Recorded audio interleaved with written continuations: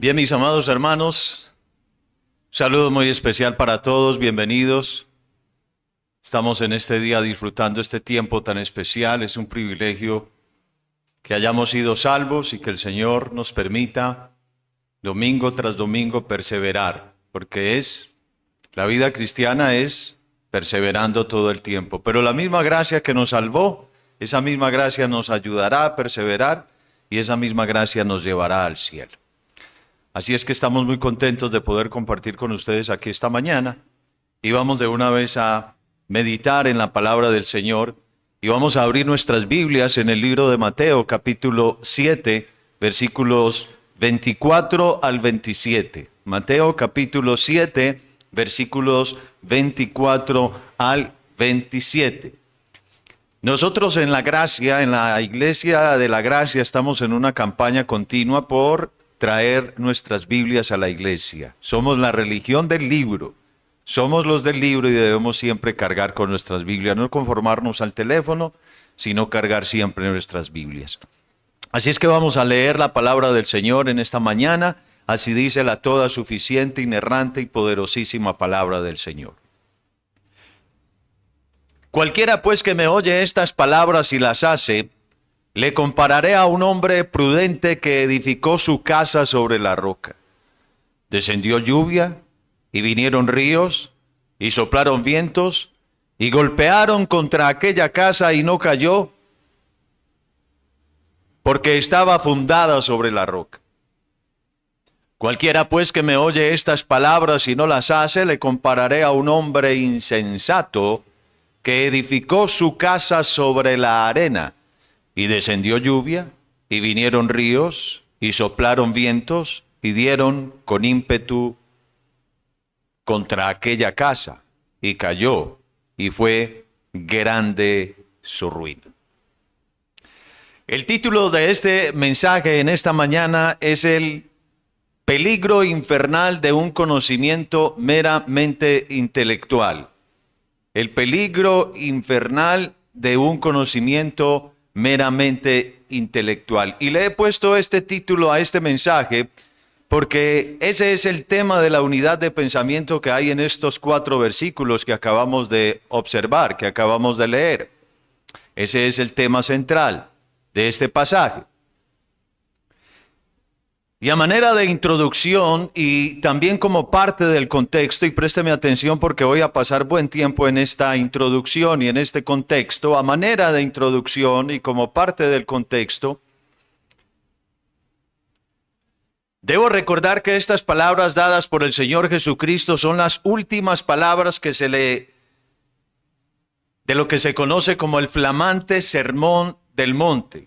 Son las últimas palabras de lo que se conoce como el flamante Sermón del Monte. El Sermón del Monte contiene las palabras más importantes que Jesús haya dado en su ministerio terrenal. No hay ningunas palabras tan importantes como las dadas por nuestro Señor en el Sermón del Monte.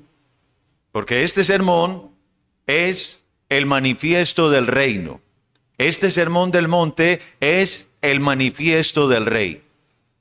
Y permítame, se lo explico un poco más haciendo las siguientes consideraciones. Disponga su corazón, no lo disponga a dormir, disponga su corazón a escuchar la palabra del Señor en esta mañana. Yo le voy a ayudar un poco más para entender la importancia de lo que es el Sermón del Monte. Es muy importante que entendamos la potencia y la riqueza que contiene el Sermón del Monte. En primer lugar, el evangelista Mateo escribe a una audiencia judía y el propósito principal del evangelista Mateo es presentar a Jesucristo como el Rey Mesías profetizado en el Antiguo Testamento que vendría a salvar a su pueblo y a establecer su reino.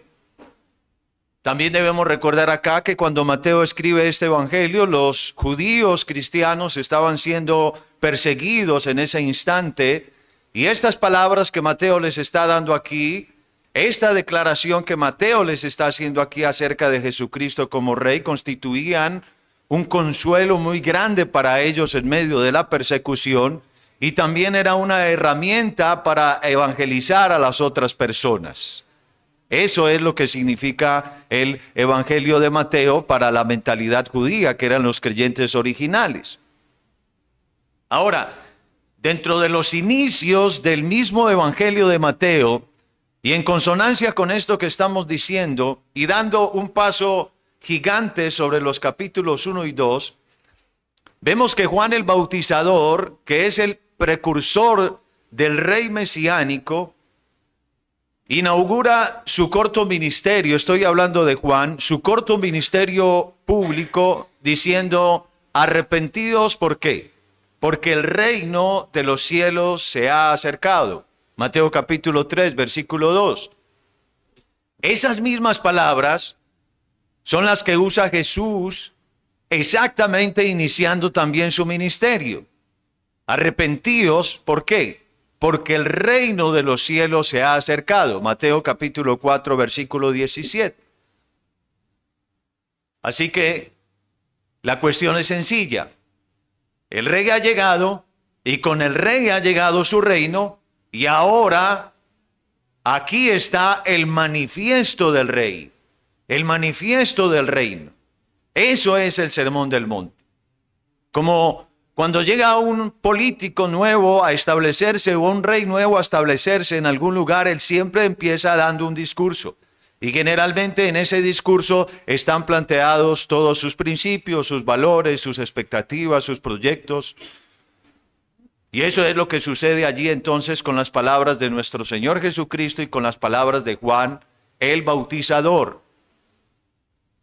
Y el Sermón del Monte por eso es el manifiesto del rey, el manifiesto del reino. En el Sermón del Monte, nuestro Señor Jesucristo deja rotundamente expuesto cuáles son las características o cuál es el conjunto de valores o ideales que evidencian a los ciudadanos de su reino. Y que además estos valores, estos ideales, estos principios les deben distinguir completamente del estilo de vida del mundo. El Sermón del Monte es una exclamación divina de ¡hey, hey! Ustedes sean diferentes. Ustedes tienen que ser diferentes. En el Sermón del Monte Jesucristo deja rotundamente pues esas señales, esas características y presenta también los principios que tienen que llevar a aquellos que hacen parte de su reino. Y de una vez es una invitación para que leamos más el Sermón del Monte. Él está mostrando también esos principios que deben llevar a aquellos que hacen parte de su reino, pero también presenta lo que llama el doctor John Stott la contracultura cristiana. El Sermón del Monte contiene y presenta la contracultura cristiana que hace que el cristiano sea diferente del que no lo es. Y si no es diferente, pues sencillamente no es cristiano. Entonces, si el cristiano no es diferente, sencillamente es inútil. Espero que me hayan escuchado. Si el cristiano no es diferente a las personas del mundo, es inútil. Es inútil. Porque una premisa mayor en el Sermón del Monte es esta. Si vuestra justicia no fuere mayor que la de los escribas y de los fariseos, no entraréis en el reino de los cielos. Tiene que ser mayor. Y en todo el Sermón del Monte, esta justicia es la que regula las motivaciones del corazón del creyente, como lo podemos observar cuando leemos el Sermón del Monte. Los capítulos 3 y 4 del Evangelio de Mateo son narrativa del evangelista, pero en el capítulo 5, recuerde que estamos en Mateo, en el capítulo 5, el Señor empieza a enumerar las marcas obligatorias que tienen que tener todos aquellos que quieran entrar al reino de los cielos. No son opcionales. Tiene que tenerlas si quiere entrar al reino de los cielos. Y por decirlo de alguna manera, las bienaventuranzas del Sermón del Monte son las marcas espirituales de oro del verdadero cristiano. Y volvemos a decirlo, si no las tienes, sencillamente no eres cristiano, por más que insistas en que eres cristiano. O incluso por mucho que te lo haya dicho tu líder preferido, tu pastor, o por mucho que te lo diga tu propia vana mente carnal y tu corazón pecaminoso. Si no tienes las marcas que hay en el Sermón del Monte, sencillamente no eres cristiano. Pobres en espíritu, bancarrota espiritual, lloran por su pecado. ¿Recuerdan? En las bienaventuranzas, lloran por su pecado continuamente. Son mansos, tienen hambre y sed de justicia.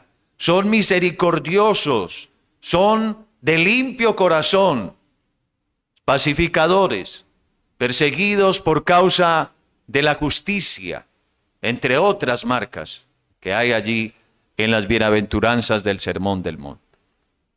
Y el resto del capítulo 5 y todo el capítulo 6, el Señor señala que si poseemos esas marcas obligatorias de un ciudadano de su reino, seremos entonces influencia en el mundo, seremos como la sal de la tierra, seremos como la luz del mundo. Y nuestra vida, en lo religioso, en lo moral, en lo social y en lo personal, tiene que estar modelada por los principios que aquí se establecen. En el Sermón del Monte, recuerde, allí se establecen esos principios que tenemos que poner en práctica. Vivir de acuerdo a nuestra posición como ciudadanos del reino. Vivir de acuerdo a nuestra posición como ciudadanos del reino. Al llegar al capítulo 7, particularmente desde el versículo 13 en adelante, y ponga sus ojos allí sobre ese versículo, a partir del versículo 13 del capítulo 7 en adelante, es como si el Señor ahora dijere, ok, es hora de actuar. Ya les hemos dicho todos los principios, los he ejemplificado, ahora es hora de actuar. Eso es lo que hace allí en el versículo 13. O mejor dicho, ahora es tiempo de pasar del dicho al hecho, porque del dicho al hecho hay mucho trecho. Y ahora es tiempo de pasar del dicho al hecho. Teniendo sus ojos allí en el versículo 13 del capítulo 7 de Mateo, vemos que en los versículos 13 y 14, el Señor inicia haciendo una invitación a hacer una elección que es ineludible, a tomar una elección radical, a tomar una decisión definitiva. En esos versículos nosotros vemos una apelación a entrar por la única vía de acceso al reino de los cielos, la puerta estrecha de la fe y el arrepentimiento, y a andar por el camino angosto, que es el camino que marca la verdadera conversión cristiana. Todos los que quieran llegar a la vida tienen que entrar por esa puerta estrecha. Mi amigo, no hay atajos en la vida cristiana, hay que pasar por la puerta estrecha. Esta puerta estrecha y este camino angosto se contrastan en el texto con la puerta ancha y el camino espacioso, que es el camino de la falsa religión, como la de los fariseos, que es el camino de la religión fácil, del decisionismo, de la religión de la gracia barata, del formalismo religioso, de la indiferencia y el conformismo religioso, y que hace que muchos se extravíen en su camino hacia la ciudad celestial. En otras palabras, ese camino de la puerta ancha y el camino espacioso es el camino de la multitud. Es el camino de los muchos que le dirán al Señor. El camino de la multitud, el camino de los muchos. Pasando de los versículos 15 al 23, y ponga sus ojos allí en el versículo 15 del capítulo 7 de Mateo, del 15 al 23, el Señor empieza a advertir a sus oyentes originales y por extensión a nosotros el peligro que corren los que desean entrar por el reino de Dios. Por lo menos aquí hay dos peligros que el Señor quiere presentar. Y présteme toda su atención ahora, porque lo que vamos a mencionar aquí tiene una conexión directa con lo que vamos a ver en los versículos que hemos escogido para desarrollar nuestra idea principal en esta mañana. En esos versículos del 15 al 23, el Señor entonces presenta esos peligros que iban a enfrentar aquellos que hacen parte del reino de los cielos. Que como les decía, por lo menos aquí hay dos peligros. Número uno, el peligro de los falsos maestros. Versículo 15. Guardaos de los falsos profetas. Estos falsos profetas, con una falsa enseñanza y un evangelio antibíblico, un evangelio diluido, un evangelio dulzón y liviano, invitarán a aquellos indoctos, aquellos incautos a entrar por la puerta ancha y que les guiará por el camino espacioso. Les invitarán a entrar por el camino de la falsa religión, por el cristianismo sin cruz, por el cristianismo sin un compromiso verdadero con Dios. Estos falsos profetas ofrecerán justificación sin santificación. Ofrecerán justificación sin crucifixión diaria del yo, sin una muerte continua a nuestros propios deseos. Eso harán estos falsos maestros. Amén. En la actualidad, estos falsos maestros son esos parlanchines que hay en estas sectas carismáticas y pentecostales que llaman a la gente a que vengan para que se solucionen todos los problemas de su vida. Para que vengan, para que el Señor les apague como un bombero cósmico todos los incendios que ellos mismos han hecho por causa de su pecado. Para que vengan a tener una vida moralista y una vida religiosa, pero no los invitan a venir a Cristo a morir, porque cuando Cristo llama a alguien, lo llama para que venga y muera.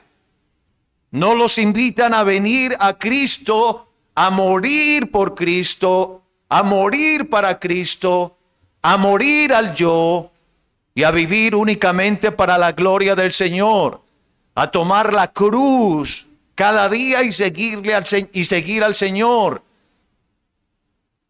No los invitan a tener un compromiso real con la santidad de Dios y con la santidad de la iglesia.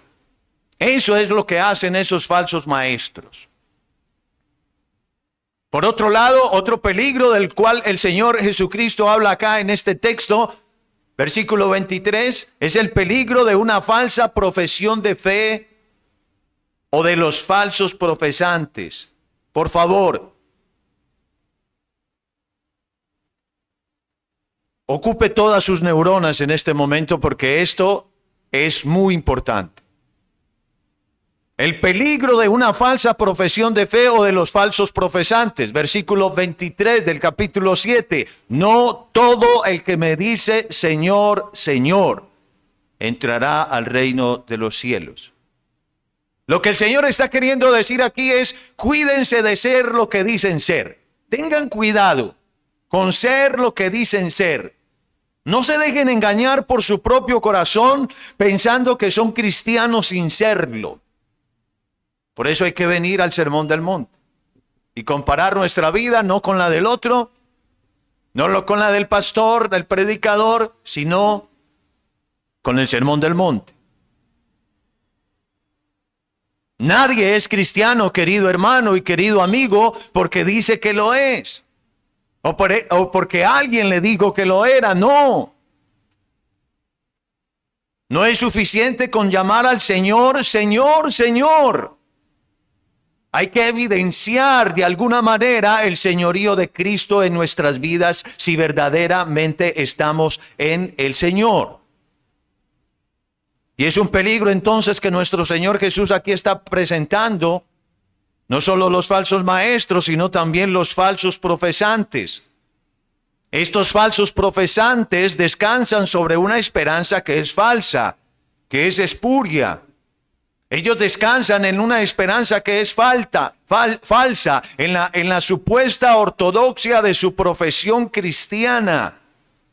Ellos descansan en su supuesta atadura emocional o sentimental a alguien que se llama Cristo. Descansan en eso. Descansan incluso en las muchas actividades religiosas en que están envueltos en la iglesia.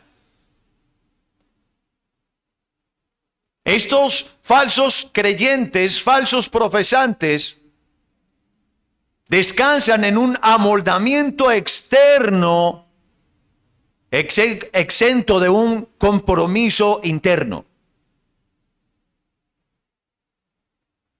Y todo eso en lo que ellos descansan, les da una falsa seguridad que no les permite ver que los frutos que surgen de la fe y el arrepentimiento bíblico no están presentes en sus vidas, no se evidencian.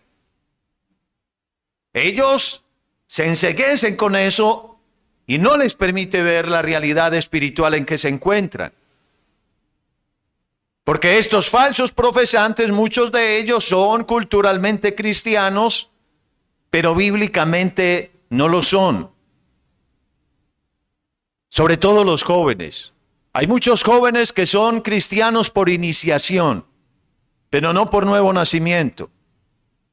Y así no se puede entrar al reino de los cielos. Hay que nacer de nuevo. Mi papá es cristiana, mi mamá es cristiana, me traen a la iglesia desde niño y yo por iniciación soy cristiano, no porque verdaderamente haya nacido de nuevo. Hay cristianos culturalmente cristianos, pero bíblicamente no lo son. Estos falsos profesantes tienen una profesión de cera que no resiste el calor de la prueba, ni que resiste la luz del reflector escudriñador de la palabra de Dios. Se derrite al instante. ¿Y por qué tienen esa vida? Porque no quieren venir a la luz, porque sus obras son malas, como dice la Escritura. Ellos no buscan el consejo bíblico. Ellos no le rinden cuentas absolutamente a nadie. No quieren ser supervisados por nadie. Ellos no vienen al bautismo, algunos no vienen al bautismo, aunque algunos son paganos bautizados. Algunos no vienen a la Santa Cena, y lo peor es que cuando se les da una exhortación y un consejo, no lo reciben con humildad y gratitud, aunque en muchas ocasiones son educados al atenderlo, al atender a aquel que le exhorta. Prefieren andar como llaneros solitarios en la iglesia, como ruedas sueltas. Tienen vidas cristianas muy privadas y están sumidos en el solipsismo y en el individualismo. Esos son los falsos profesantes. Como lo hemos repetido muchas veces, el verdadero cristiano es aquel que obedece a Cristo. No con una obediencia perfecta, pero sí con una obediencia sincera y progresiva. Porque el camino del justo es como la luz de la aurora, que va en aumento hasta que el día es perfecto. No una obediencia perfecta, porque eso no lo hay de este lado del cielo.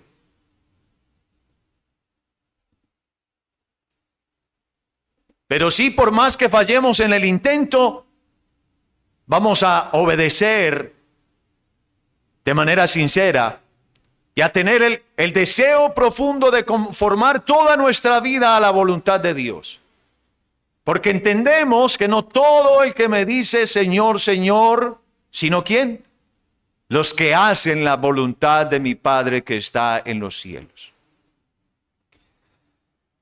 Y pudiera decir mucho más acá, pero debo terminar este punto y quiero hacerlo recordándoles la premisa que ponía al principio. La importancia del Sermón del Monte, pero recordándoles que el Sermón del Monte también en su idea original, también era una acusación y un juicio y un rechazo contra la religión falsa de los escribas y fariseos de la época. Ese era el propósito también del Sermón del Monte. Acusar y demandar la falsa religión de aquellas personas. Y la razón del rechazo de parte de nuestro Señor Jesucristo acerca de la falsa religión de los fariseos era porque la profesión de fe que ellos hacían era una profesión verbal, pero no moral. Ellos eran expertos en exteriorizar lo que tenían que hacer primero por dentro. La profesión de los judíos concernía solamente a sus labios y no a sus vidas, como ocurre hoy en día con los falsos profesantes. Muchos me dirán en aquel día, Señor, Señor. Estos falsos profesantes profesaban e incluso lo hacían públicamente. Ellos eran emocionales, como los fariseos, emocionales y hasta ortodoxos en su lenguaje.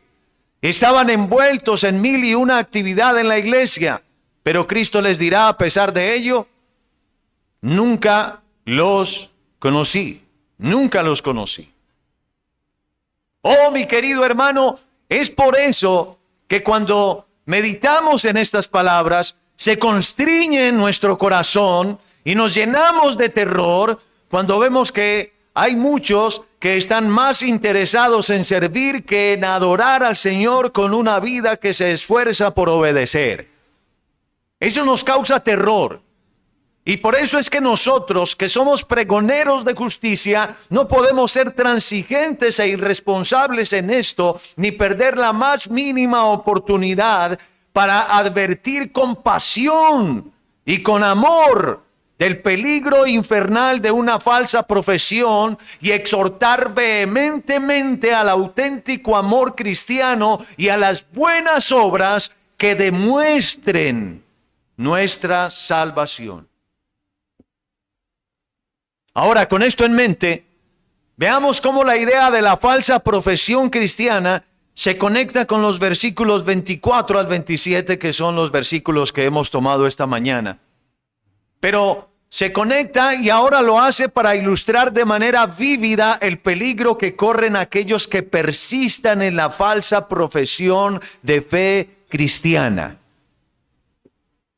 Es decir, todo lo que el Señor Jesucristo ha venido enseñando allí en el pasaje acerca de los falsos profesantes, se ha de ilustrar con mayor esplendor aquí en esta parábola que contiene nuestros versículos.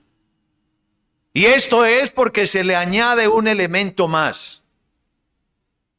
Allí era pasar del dicho al hecho, y aquí es la diferencia que hay entre el conocimiento práctico y el conocimiento meramente intelectual, contra el conocimiento meramente intelectual. Como dijimos, y en los versos anteriores a estos, se nos muestra el contraste entre el dicho y el hecho. Ahora nos va a mostrar nuestro Señor Jesucristo el contraste entre oír y poner en práctica. Conocimiento práctico, conocimiento sin práctica. Regresemos entonces nuestros ojos a nuestro texto y según podamos vamos a desgajar de poco para comprender cuál es el mensaje que el Señor quiere que entendamos al meditar en él. Mateo capítulo 24, el versículo 24 dice, cualquiera que me oye estas palabras y las hace. Versículo 26, pero cualquiera que me oye estas palabras y no las hace. Detengámonos ahí un momento. Estas palabras, allí en el texto, cualquiera que me oye estas palabras, está haciendo referencia no solo a las leyes y a los principios que nos ha dado aquí el Señor Jesucristo en el Sermón del Monte, sino que también está haciendo referencia a las verdades que nos han sido reveladas en toda la Escritura.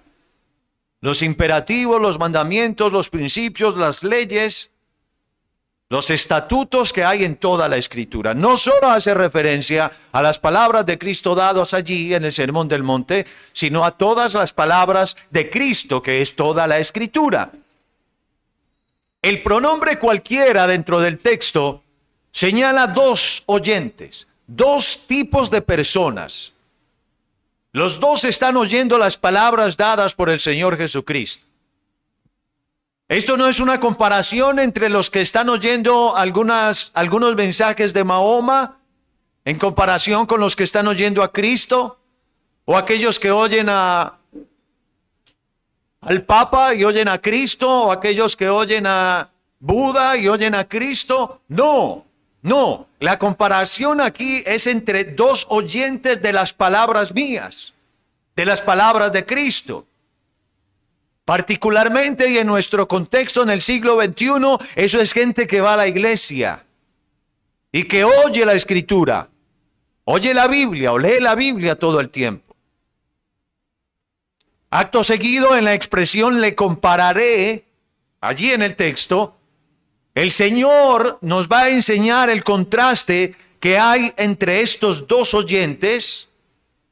Le compararé, nos va a mostrar el contraste que hay entre los dos, porque uno es desobediente y el otro es obediente. Uno representa la verdadera profesión de fe basado en un conocimiento práctico, y el otro una falsa profesión de fe basada en un conocimiento meramente intelectual, como el conocimiento que tienen los demonios, un conocimiento meramente intelectual. Y este contraste que hace el Señor Jesucristo aquí en el pasaje, lo hace mediante la parábola de los dos constructores de una casa. El hombre prudente que cavó hondo, bien hondo, y construyó su casa sobre la roca.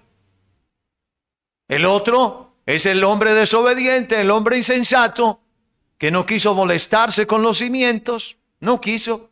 No, ¿para qué tanta teología? Y se contentó con edificar su casa sobre la arena. Por cierto, en algunas partes de Palestina, el terreno presenta la peculiaridad de que en la superficie es arenoso, sobre todo cuando son terrenos que se encuentran en la falda de una montaña. La lluvia va arrastrando la arena, de manera que ese terreno es calizo. Ese terreno que es calizo se convierte en un terreno arenoso, y para construir una casa con solidez hay que cavar y cavar y cavar para llegar a una parte más sólida y más segura. Esta es la figura que el Señor está usando en nuestro pasaje para ilustrar su enseñanza acerca de los falsos profesantes, y que estaba muy clara para los judíos, oyentes originales de esta porción de la palabra de Dios. En esta construcción de estas dos casas vale la pena también resaltar que el observador casual de estas dos construcciones no puede notar fácilmente la diferencia entre ambos edificios una vez que se terminan, porque la diferencia está basada en los cimientos, y los cimientos no se ven a simple vista. Hay que esperar un evento específico para poder notar la diferencia. A ver de qué es lo que estamos hechos. Hay que esperar un momento específico. Y ni siquiera te apresures por adelantarte a ese evento específico, porque él te llegará. Porque la fe del cristiano tiene que ser probada. Y esto nos hace oír de nuevo uno de los tenores del Sermón del Monte. La invitación es a que lean más el Sermón del Monte. Hermanos, yo ya lo leí, vuélvalo a leer 50,000 veces. Y cuando acabe, vuelve y empiece. Y uno de los tenores y una de las ideas principales del Sermón del Monte es esa: que el principal objeto de la mirada de Dios es la estructura interior y secreta de nuestra alma. La mirada de Dios sobre nosotros está sobre la motivación de nuestro corazón. principalmente. Es lo que hay por dentro. Mire en el Sermón del Monte las motivaciones con las que judíos hacían las cosas. Y mire las motivaciones con las que el Señor manda a hacer las cosas. Porque lo que hay por dentro, eso es lo que al Señor más le interesa. No es que lo que haya por fuera no le interesa. Porque es que esto es de adentro hacia afuera. Esa es una de las ideas principales del Sermón del Monte. En términos prácticos, entonces, en nuestro pasaje vemos dos personas que profesan ser cristianos. Uno es fraudulento y el otro es un creyente genuino. Vemos que con frecuencia ambos lucen semejantes. Estas dos casas, que representan dos personas, lucen semejantes. No se pueden distinguir fácilmente cuál es cuál. Ambos parecen estar construyendo vidas cristianas. Ya dijimos que el Señor Jesús aquí, no está poniendo un contraste entre profesantes de la fe cristiana y no cristianos, y los que no profesan la fe cristiana. Por el contrario, el Señor está hablando de dos personas que profesan ser cristianas. Eso es lo que tienen en común estas dos personas. El paralelismo claro entre estos dos hombres es que ambos son constructores de estas casas espirituales o religiosas. Y ambos dicen, como dice Jesús, que oyen las palabras del Señor. Ambos oyen estas palabras. Y por esto podemos concluir que ambos son miembros de la comunidad cristiana visible, aunque no son miembros de la comunidad cristiana invisible o de la iglesia invisible, los dos no, pero sí de la comunidad cristiana visible. Ambos pueden ser bautizados, ambos pueden ser miembros de una iglesia bíblica como esta. Ambos pueden leer incluso la Escritura, saber mucha teología, vienen a la iglesia, escuchan sermones, cantan himnos y leen buenos autores de literatura cristiana. Ambos lo hacen.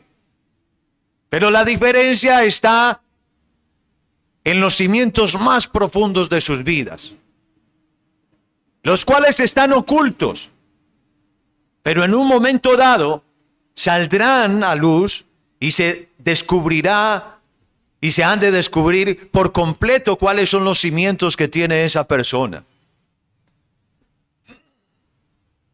Así que el meollo del asunto, lo real, lo fundamental aquí no es si oyen la enseñanza de Cristo, ni siquiera si la respetan o si la creen, sino si ponen en práctica lo que oyen.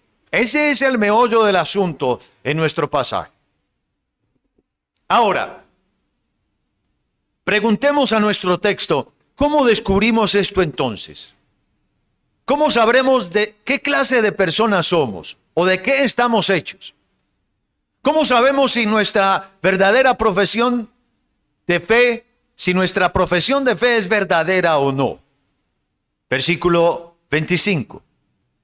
Descendió lluvia y vinieron ríos y soplaron contra aquella casa y no cayó. Versículo 27. Y descendió lluvia y vinieron ríos y soplaron vientos y dieron con ímpetu contra aquella casa y cayó. Solo una tormenta revelará la clase de personas que somos. Solo una tormenta. Y entiendo y reconozco que hay muchas maneras de probar si nosotros somos verdaderamente cristianos, pero en nuestro texto, la verdadera piedad cristiana no puede distinguirse de la falsa piedad hasta que llega la prueba, hasta que llega la dificultad o el juicio incluso que pueda probar si verdaderamente es nuestra profesión de fe es verdadera o no. Tiene que ser probada. Y esto es ley en este camino, querido hermano. La prueba es ley en este camino. No hay soldados sin heridas en esta guerra. tarde o temprano, lo que tú dices ser tendrá que ser probado y tendrá que ser comprobado, tarde que temprano.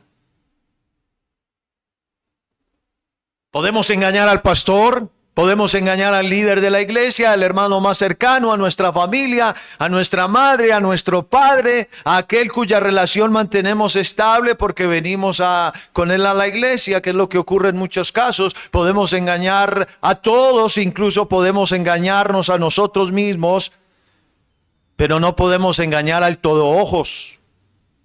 No podemos engañar al que todo lo sabe, al que todo lo ve, al que todo lo conoce. No juegues con esto, querido hermano. Nuestras almas están desnudas delante de la presencia de Dios. La fe de cada uno de los hijos de Dios sí o sí tiene que ser probada. Su verdadera cristiandad tiene que ser comprobada, tiene que ser demostrada, sea por medio de un sinnúmero de circunstancias difíciles en determinados periodos de todo el camino de nuestra vida cristiana, o sea, en el día del juicio. Siendo este el día del juicio, la prueba más peligrosa de las dos, porque es un camino sin regreso. Es mejor ser probado por las circunstancias difíciles, las adversidades, que no que sea el juicio quien arroje la prueba de lo que verdaderamente somos o no, porque eso no tiene vuelta atrás.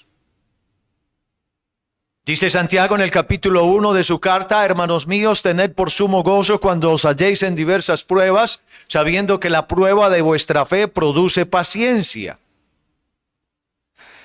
Y en la parábola del sembrador, dada por nuestro Señor Jesucristo, allá en Mateo capítulo 13, vemos con más claridad este principio bíblico.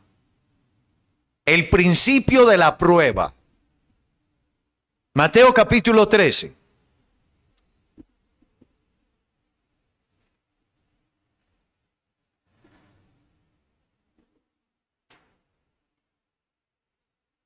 Versículo 18. Dice lo siguiente la palabra de Dios: oíd pues vosotros la parábola del sembrador.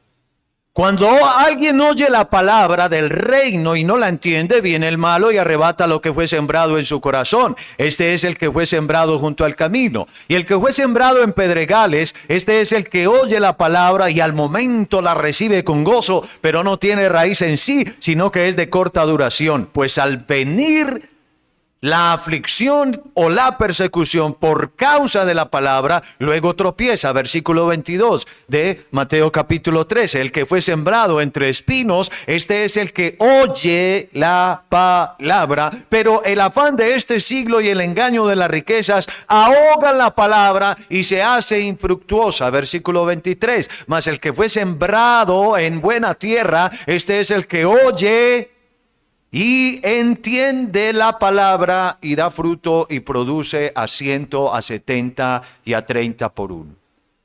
Aquí se repiten expresiones como oye la palabra, sembrado junto al camino, sembrado en pedregales, oye y entiende la palabra. Esas pruebas que nos muestra esta parábola son pruebas temporales y son más cercanas, las que están más cercanas a nosotros, en que se puede evidenciar la verdadera cristiandad de una persona. Pero si alguno cree que se puede escapar de esas pruebas, con las que seguro se va a encontrar, con las pruebas de ese juicio temporal, no podrá hacerlo el día de aquel juicio. Aquí mismo en Mateo, el versículo 22, muchos me dirán en aquel día. ¿Y cuál es ese día? El día del juicio final. Y vuelvo a decirlo, ese día es más peligroso porque no tiene vuelta atrás. Es mejor que prestes atención a las exhortaciones que el Señor te hace ahora por medio de esas pruebas para que examines bien tu vida antes de que caigas en el horrible juicio del día final. Y hablando de finales, veamos en qué termina todo esto y por qué termina como termina, tanto para el uno como para el otro. a estos dos tipos de personas que vemos acá en el pasaje. Del hombre prudente dice que al venir todo ese juicio, esa prueba, esa dificultad, su casa permaneció firme, permaneció erguida, firme como un león. ¿Por qué? Porque su cimiento era la roca. Así termina la vida de este hombre, de este oyente de la palabra de Dios. Y esto hace alusión a una genuina profesión de fe. Esto hace alusión a la veracidad de la salvación de esa persona que le fue dada por gracia.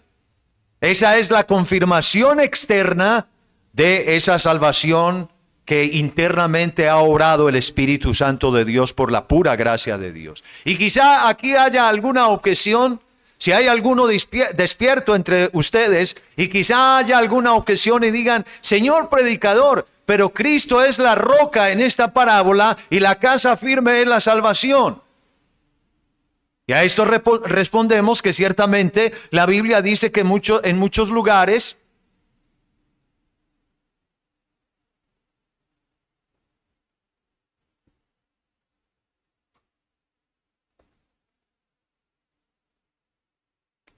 la Escritura dice en muchos lugares que el Señor es como una roca, que es la eterna roca, la roca eterna de los siglos, que Él es la roca de nuestra salvación, que Él es la roca sobre la cual descansa eternamente nuestra salvación. Él es también la roca que desecharon los edificadores y vino a ser la principal piedra del ángulo, como reconoce también el apóstol Pedro a Cristo como la piedra viva, escogida y preciosa. Decir que Cristo es la roca de nuestra salvación y decir que Él es la roca sobre la cual está edificada la iglesia es totalmente cierto, ciertísimo, no hay duda de eso. Es una doctrina importantísima, fundamental, cardinal del cristianismo y se nos ha enseñado desde este púlpito hasta la saciedad. Pero ese no es el tema central de esta parábola. Noten con cuidado el versículo 24.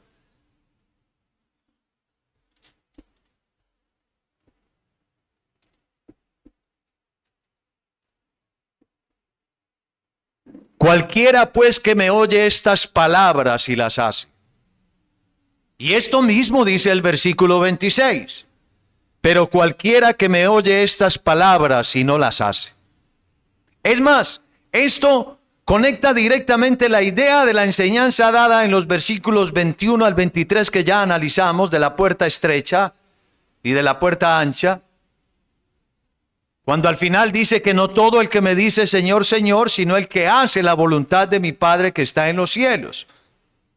Lo que el Señor está comparando aquí no es a la persona que descansa en Cristo para justificación y salvación, en contraposición con el que descansa para salvación en su propia justicia y en sus buenas obras. No, esa no es la comparación que el Señor está haciendo.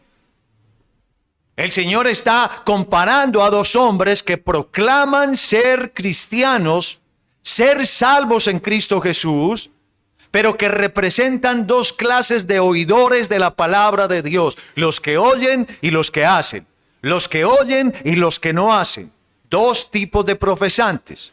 Espero haberme hecho entender. La comparación con que Cristo o con la roca sobre la cual es edificada esa iglesia no es propiamente la persona de Jesucristo en ese sentido, sino las palabras que Él acaba de decir. Por lo menos eso es lo que nos muestra el texto. La casa que no cayó cuando llegó la prueba y el juicio representa al hombre cuya profesión era genuina, cuyo cristianismo era consecuente, cuya profesión estaba respaldada por una vida de obediencia sincera o continua a las palabras, a los mandatos, a la ley, a las leyes dadas por nuestro Señor. Esa casa que no cayó, que se mantuvo, fue una vida que se esforzó, cavó hondo, muy hondo, fue diligente, comía su Biblia, siempre escuchando la palabra de Dios, no estés escuchando otras cosas, siempre atento, siempre preguntando, estudiando, orando. Esta persona Para poder que su casa permaneciera allí, procuraba diligentemente por conocer a su Dios y por agradarle en todo lo que más le fuera posible. Por otro lado, el desobediente, el falso profesante, cuya casa construida sobre la arena cayó apenas vino la prueba o el juicio, este es el que construyó no sobre la roca, sino sobre la arena de la impenitencia, que no se arrepienten, de la pereza. Construyó sobre la arena de la presunción religiosa, del orgullo y de la negligencia. El que quiere vivir siempre en las orillas en la vida cristiana, sumido en la apatía espiritual y en la simpleza. Ay, ¿para qué leer tanto? Ay, esos cultos tan largos. ¿Para qué estudiar tanto si yo ya conozco eso, ya me lo enseñaron?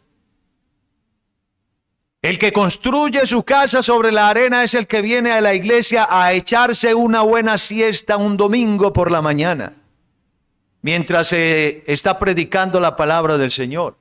O a buscar tener solo relaciones personales, un grupo de gente buenechona en el cual pueda estar, o a entretenerse en esas relaciones personales. O viene cuando le queda tiempo porque está muy ocupado en las cosas de este mundo. En qué comer, en qué beber, en qué vestir. O viene cuando siente ganas de venir porque está muy cansado, como si aquí todos no estuviéramos cansados. Esta vida que cansa, este pecado que cansa. Vamos corriendo, llevando esta carga a la patria celestial, pero con Cristo, nuestro adalid, siempre al frente, ayudándonos. El que construyó sobre la arena es el autosuficiente que no ora o tiene oraciones somnolientas, que no lee su Biblia y si la lee no la estudia, no profundiza en ella, no medita en la palabra de Dios. El que está más centrado en sus deseos personales y en que se satisfagan sus necesidades sentidas que en satisfacer los deseos de Dios y las necesidades del reino de Dios. El que construyó esa casa sobre la roca, sobre la arena, es el que abarata el llamado a vivir para la gloria de Dios en todas las áreas de su vida. El conformista, el que se le dice y se le dice y se le dice y tiene los oídos rotos porque no hace caso. Oh, mi querido hermano, el día de la prueba va a venir. El día de la prueba va a venir y ese día va a caer tu casa religiosa y quedará reducida al polvo que se perderá ante la arena, entre la arena sobre la que estaba construida. Si no prestas atención a esta advertencia, puede llegar ese día y revelar esta condición espiritual en que estabas. Se caerá tu casa religiosa y quedará reducida al polvo que se perderá entre la arena sobre la que estaba construida. Eso en el día del juicio. Y si es así, te vas a quemar juntamente con los impíos si no te arrepientes. Y eso que te va a arder más que a ellos. ¿Y sabes por qué te va a arder más? Porque dice aquí el Señor que esa casa no solo cayó, sino que fue ¿qué? Fue grande su ruina. Grande su ruina. Fue grande su ruina. Por eso el título de nuestro mensaje, el peligro infernal de tener un conocimiento meramente intelectual. Mi querido amigo, falso hermano que estás aquí en esta mañana, creyente tibio y mundano, hay muchas cabezas eruditas en el infierno. Vuelvo a repetirlo, hay muchas cabezas eruditas en el infierno. Usted corre un peligro mayor que los que están allá afuera, porque en el infierno habrá grados de castigos. Será mayor la condenación y mayor castigo para aquellos que le van a decir aquel día al Señor: Señor, Señor, y en tu nombre yo iba a la iglesia, en tu nombre yo me bauticé, en tu nombre estuve siempre en la iglesia, en tu nombre hice muchas actividades, regalé a los pobres, di dinero para la iglesia. Mi hermano, no hay pérdida, no hay pérdida.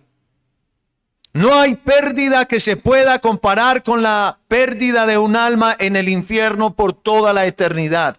Es pavoroso, es horrible pensar en eso. En que tu madre, mi hijo, aquellos que rechazan a Cristo van a pasar por toda la eternidad en un fuego que nunca se apaga y atormentados por un gusano que nunca muere. Eso es lo más horrible, es muy horrible, patético. Pero es una megatragedia. Si eso es una tragedia, es una megatragedia. Es una tragedia más grande para aquel que está en una iglesia bíblica como esta, donde estamos comprometidos con la santidad de Dios. Y uno que está en una iglesia como esta y se resiste al llamado de Dios. Hay un peligro mayor para aquel que juega a la iglesia y a ser cristiano todo el tiempo. Aquel que dice ser cristiano, pero vive como un impío, habla como un impío, se viste como un impío, disfruta la compañía de los impíos. Es que es mi madre, es que es mi hermano, no importa, es un impío, es un enemigo de Dios. Compañero soy de los que te temen y de los que guardan tus mandamientos para ponerlos por obra. Esos son mis compañeros, los peregrinos que van conmigo hacia la ciudad celestial. No importa si es mi hijo, si es mi madre, el que sea. Esos son los que han sido lavados con la sangre del Cordero y pertenecen a este reino, al cual todos por pura gracia hemos sido traspasados. Esos son mis amigos, con esos voy a intimar. Y los que no son mis enemigos, porque son enemigos de Dios. Cristo no cabe en esas conversaciones con sus familiares y amigos. No cabe. Y si Cristo no cabe, yo no quepo. No se les puede advertir del infierno. No se les puede advertir porque no quieren escuchar la palabra del Señor. Así que esa sería una tragedia mayor para aquel que esté allí, en el infierno, después de haber estado aquí con nosotros, haber merodeado en la vida cristiana o quizá ir muy lejos en la vida cristiana. Será más trágico, será más horrible para aquel que no quiso entrar por la puerta estrecha, que no atendió seria y sinceramente las palabras de nuestro Señor Jesucristo. Es Dios el que habla. Para aquel cuya vida cristiana era algo secundario. Aquel que no lloró para arrepentirse y no buscó la santidad sin la cual nadie verá al Señor. Será más horrible el infierno para aquel que nunca tuvo hambre y sed de justicia, aunque aparentó tenerlo. Apariencia de piedad. Para aquel que tuvo en poco el sacrificio perfecto del que derramó hasta la última gota de su sangre en la cruz para salvarnos. Por eso es el llamado. Y es un llamado urgente. Quisiera tener una voz de trompeta que los despertara a todos en esta mañana. Para decirle, cuidado mi hermano, hay muchas cabezas eruditas en el infierno. No te vayas al infierno cargado de sermones. Se me acabó el tiempo. Vamos a concluir. Aprendemos pues que en esta parábola, en la parábola que acabamos de leer, lo que Jesús acentúa es que aquellos que verdaderamente oyen el Evangelio y profesan fe en él, siempre le obedecerán expresando su fe en obras. La fe fracasa cuando no obedece. El amor fracasa cuando no obedece. Por más que usted hable. El amor fracasa cuando no obedece. Los apóstoles de Jesús nunca olvidaron esta enseñanza que el Señor estaba dando acá y siempre advirtieron del peligro de una falsa profesión. Toda la Biblia está permeada con esta gran verdad. Esta verdad está diseminada por toda la Sagrada Escritura. Recordemos, por ejemplo, solo al apóstol Juan en su primera carta, donde dice que si afirmamos que tenemos comunión con Él, pero vivimos en oscuridad, mentimos. El que afirma, le conozco, pero no obedece sus mandamientos, es un mentiroso y no tiene la verdad. Hay que practicar el cristianismo consecuente. Y la carta de Santiago también está llena de advertencias acerca de los peligros de un conocimiento meramente intelectual. Recuerden que el tema de la carta del apóstol Santiago es también eso, una fe práctica. Bueno, está discutiendo, algunos en la inclusión de la Escritura discutían el tema de Romanos con la salvación por fe, solo por fe, y llega Santiago y dice, un momentico, ¿y dónde están las obras que respalden esa fe? Y esto no se contradice en la Escritura, son dos verdades importantes. Y lo que Santiago está haciendo entonces es llenando su carta de advertencias acerca de ese peligro meramente, de ese conocimiento meramente intelectual, del peligro. Porque la sola ortodoxia no salva, es lo que está explicando Santiago allí en su carta, sino una fe que se expresa en buenas obras, de modo que nos recomienda no solo se contenten con escuchar la palabra de Dios. Recuerda, no sean oidores olvidadizos. Llévenla a la práctica en la medida de sus posibilidades, con las uñas y con los dientes. Llévenla a la práctica, porque al leer la Biblia, oímos las palabras de Cristo y al unirnos a la iglesia decimos que creemos en Cristo. En consecuencia, pertenecemos a la compañía descrita por Jesús como los que oyen su enseñanza y lo llaman Señor. Y esto coloca a nosotros, sobre nosotros, la seria responsabilidad de asegurar que lo que sabemos y lo que decimos se traduzca en lo que hacemos. Porque no es cuánta Biblia sabemos, queridos hermanos, sino cuánta ponemos en práctica. El hecho de que Cristo nos haya llamado sus hijos, hijos en su familia, súbditos en su reino, pone sobre nosotros una responsabilidad mayor de que todo lo que sabemos y lo que decimos ser se traduzca en lo que hagamos. Es el que me oye estas palabras y las hace. El que me oye estas palabras y las hace. Y esto es lo que cuenta, querido hermano. Lo demás es puro bla, bla, bla. Lo que cuenta es, primero escuchar, meditar en las palabras de nuestro Señor, permitir que entren en nuestro ser y gobiernen nuestra mente y nuestro corazón y tomen todo el control de nuestra vida. Y en la medida de las posibilidades, siempre con la ayuda de Él, buscar obedecer su palabra y alejarnos de ese peligro infernal de un conocimiento meramente intelectual. Démosle gracias al Señor. Amado Dios, gracias por advertirnos, Señor, de que necesitamos confiar en tu palabra y no en nuestro corazón, ni en nuestra vana mente carnal, sino en lo que dice tu palabra. Tu palabra dice, Señor, el que me ama, mi palabra guardará. El que no me ama, no guarda mi palabra.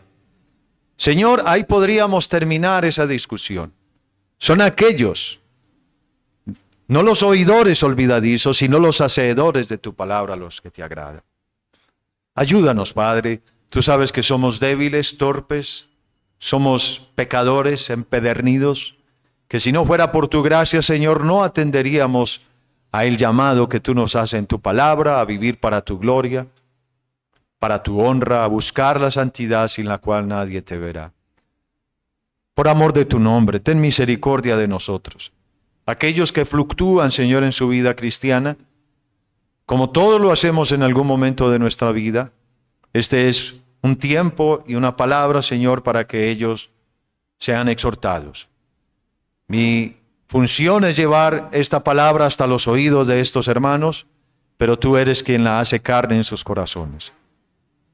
No volverá a ti vacía, Señor. Por favor, obra para que tu nombre sea más glorificado en medio de tu pueblo. Porque te lo pedimos en el nombre sacrosanto de tu Hijo amado Jesús. Amén. Amén.